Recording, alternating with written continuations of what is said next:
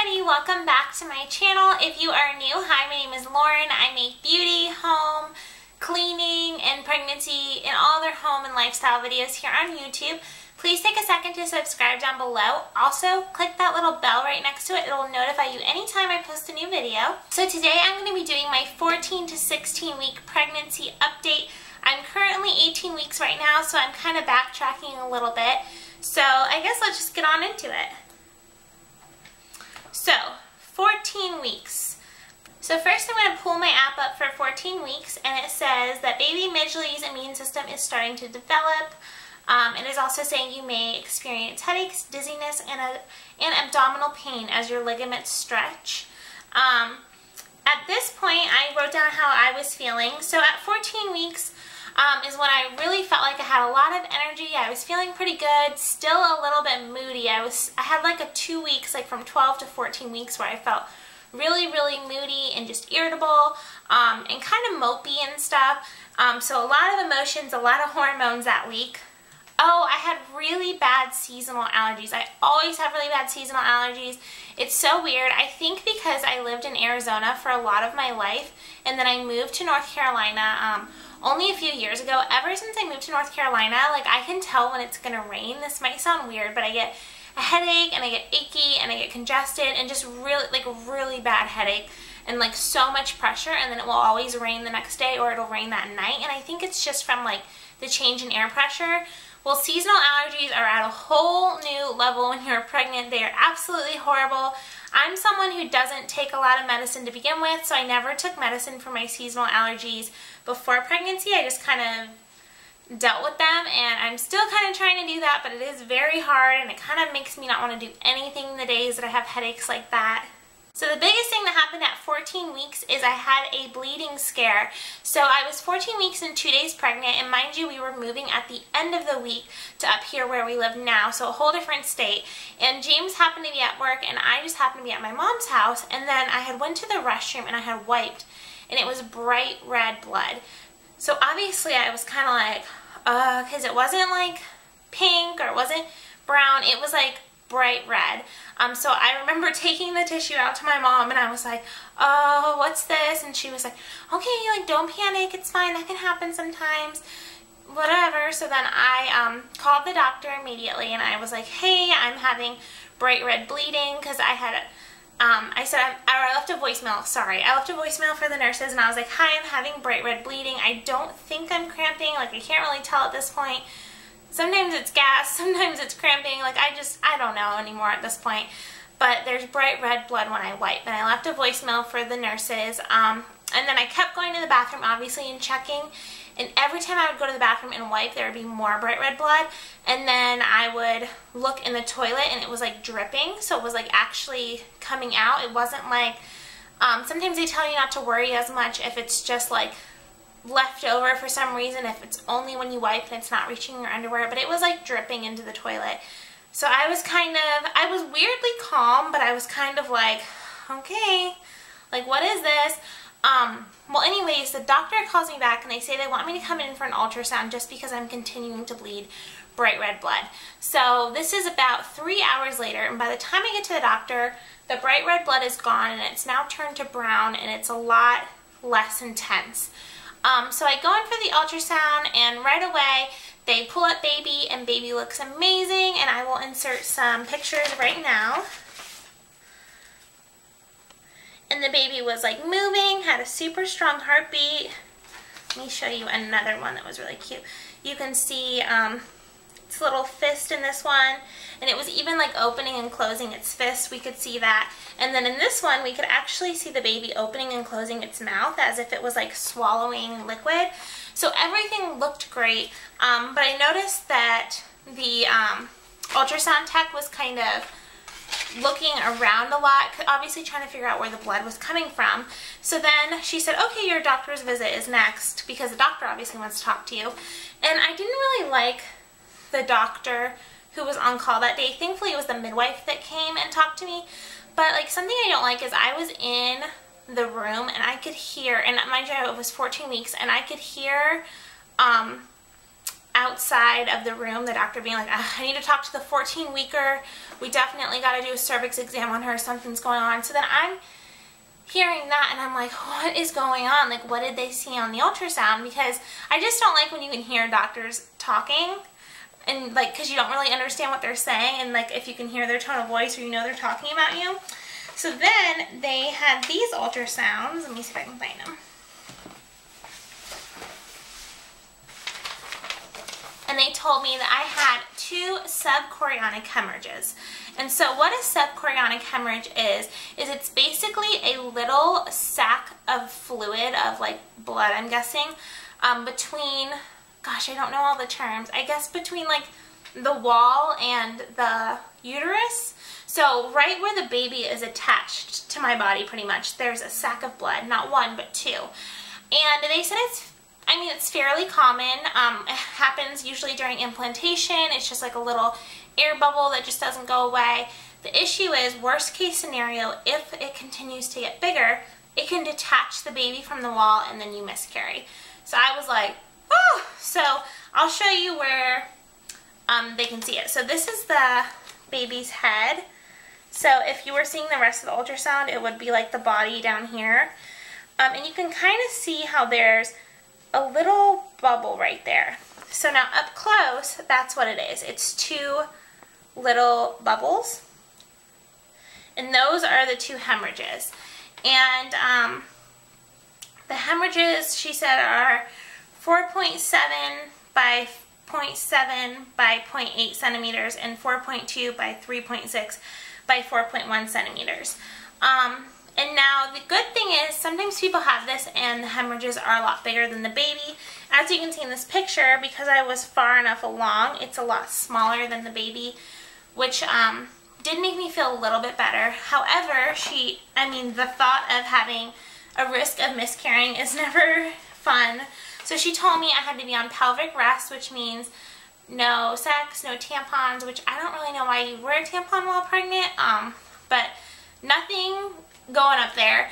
And then also mild bed rest, so no walking for more than like a few minutes at a time, no lifting up anything, no strenuous activities, no bending down. She said, I told her I was moving at the end of the week, and she said no even bending down and up and down and up to like unbox boxes. So pretty much I was absolutely useless during the move. So she said they wanted to see me back every week or every other week, and I was like, well, I'm moving in 4 days. So it was super bad timing, because in order to get in with another OBGYN, it takes a while. You have to find the OBGYN, you have to get your medical records to be released to them and schedule an appointment, and it's just this whole long process. So I pretty much immediately put myself on like bed rest. James is so sweet, he doesn't even let me carry my purse or open doors, anything at all. I don't do it just because right now our main focus is keeping baby safe. But something exciting that did happen during that 14-week ultrasound that I had is she was trying to find out, or she was trying to see if she could see the gender for us. And at first the legs were crossed, and she was kind of like bouncing on my belly, and then the legs were spread, and I swear I saw a penis. She was like, well, we don't really like to say this early because, you know, it's not 100%, or we're not really sure, but I swear I saw a penis. And James and I have thought since like right when I got pregnant that it was a boy. Like, I don't even know why, because I didn't understand how you could just think, like when people would say, oh, I really think it's boy or girl, I was always like, how would you like really know though? But we really felt like it was a boy. So then after having that ultrasound, I would honestly be so shocked if it was a girl. I mean, I would be so excited either way, but I would be so shocked if it was a girl, because I have like a 99.9% chance in my mind now that it is a boy. So we will see. It could have been a fist or anything in between their legs, or it couldn't have even been their legs, but I swear I saw a penis. So then at 14.5 weeks is when we moved up here, and mind you, I was still continuing to bleed after I left the doctor's office that day at 14 weeks and 2 days, because they checked my cervix. I was bleeding a lot of bright red blood again, which I think was just because they were all up in there. But then after that it subsided, and I guess I wouldn't say a lot, it was only when I wiped, but it was enough to freak me out. But it wasn't like gushes, it wasn't anything like that, it wasn't like an amount to like come out, it was just when I wiped. And then so then it seemed like I would have 2 days where I wouldn't bleed, and then 2 days where I would, except at this point, every time I would bleed, it was just dark, dark brown, which they say is good because it means it's old blood. So I had bleeding about every 3 days for, I would say, the next week and a half, and every time it would happen, I would start crying again, or it would just stress me out, and it would especially stress me out because I had no doctor up here, and at one point I just wanted to get in with somebody, so I had already booked an appointment with an OBGYN up here, and I had already had my records being sent to that OBGYN, and so I called and I was like, hi, I'm bleeding, like da-da-da, and she's like, you've never been seen here, you'd have to go to the ER, and she was just so rude, so I kind of felt like hopeless, like I felt like until I got that original appointment, which wasn't set until March 22nd, that I was just not, that I was not like going to be helped. I kind of felt like alone in the world, like no doctor was going to see me.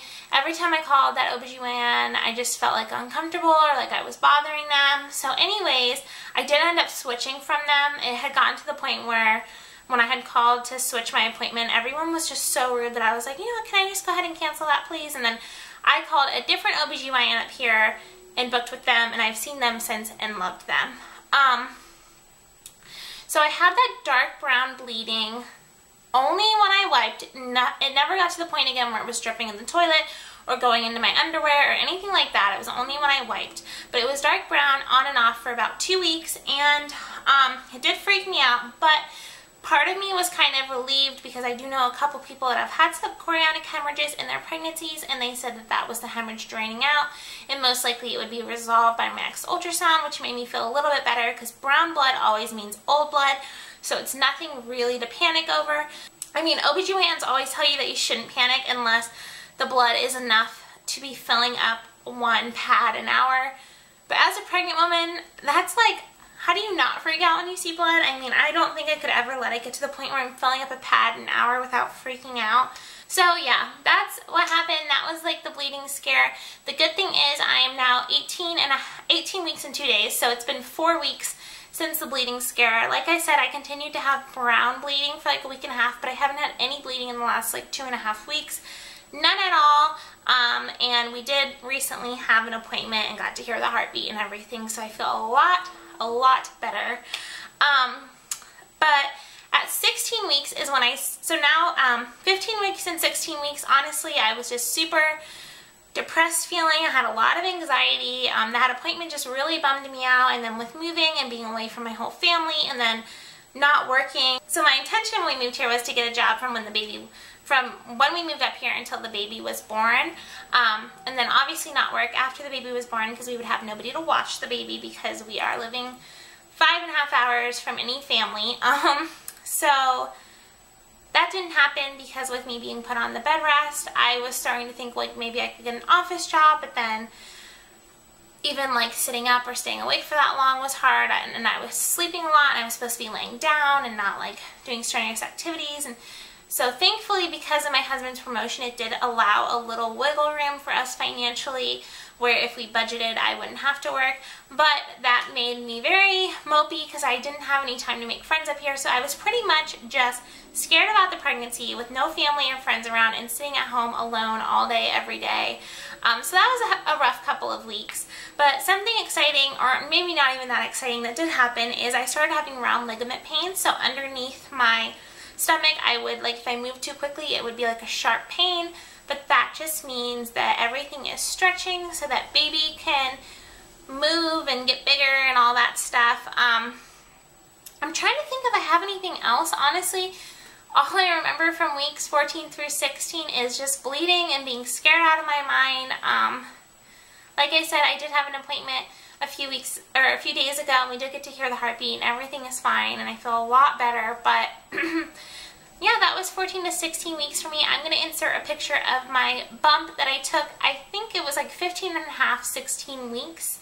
So I will insert that now.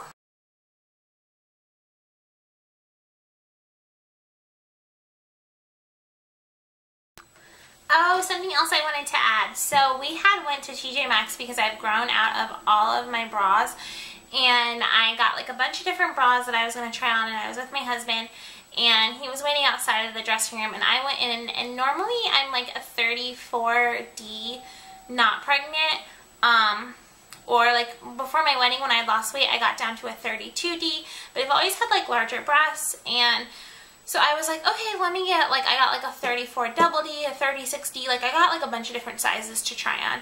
So I went in the dressing room, and I like undressed, and I'm under that bright light in this long mirror, and I just was like, ugh. I was like, I don't know, like my boobs are just so much bigger, and then like everything just changes. I'm sure everyone knows what I'm talking about, like when you're pregnant, like things change colors and size, and it's just like, it like kind of freaked me out a little bit, and every bra I tried on was too small or didn't look good, and I just was not liking how I looked in the mirror. And especially when you're like 14, 15, 16 weeks pregnant, you don't quite look pregnant yet, you just kind of look chubby. And so I walked out of the dressing room, and James was like, how are they? And I was like, I didn't like any of them. And then I just started crying, and he had to like hug me, and he was like, what's wrong? What's wrong? And I was like, my boobs look horrible, and my body looks weird. And he was like, you're pregnant. No, everything looks great. And he was being so sweet. He's always so sweet and so kind. But I just had a full-on meltdown. And honestly, I've like not looked in the mirror naked since. It's kind of hard to see your body change so fast, and everything just looked different and not really how you like it. And like I feel like my boobs are too big now, which I mean, I'm sure some people are like, oh, there's not too big. I feel like they just are too big, and like it's a lot. And I'm sure everyone that's been pregnant before has had those moments where you just kind of break down with how you look. And obviously I do not care really, because it's all about the baby. I'm so thankful to be pregnant, and whatever you gotta do to my body, do it. Stretch marks, saggy skin, whatever it is, I will take it for a healthy little baby. But it was kind of a shock to be in that dressing room under those bright lights and just be like, this is what I look like now, and this is what I'm probably always gonna look like. Okay, these are my boobs now. So that was a little different. So I'd love to hear your guys' experiences down below if you've had a baby before, or if you've just ever had an experience like that in a dressing room, because I was just upset. But yeah, I forgot to sneak that in, so I wanted to say that as well. And I'm sorry if this update was very scattered, and if I look a little, I've been having so much trouble like just getting off the couch. I feel like I'm back in the first trimester all over again. I've been so exhausted lately, and then I kept trying to like make my hair look good, and it wasn't looking good, so I just put it up. So please excuse that and the scatterbrainness of this. I swear I have everything written down, but then when I just start talking, I'm like, ah.